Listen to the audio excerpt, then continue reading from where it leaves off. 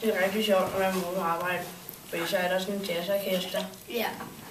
Og den ene, han har meget langt skæg, og så ligner han en nisse. Hvis juleaften ligger her, så ligger det, at du kommer op med mor på arbejde her. Man fælder juletræer. Ja, og fælder dem selv måske.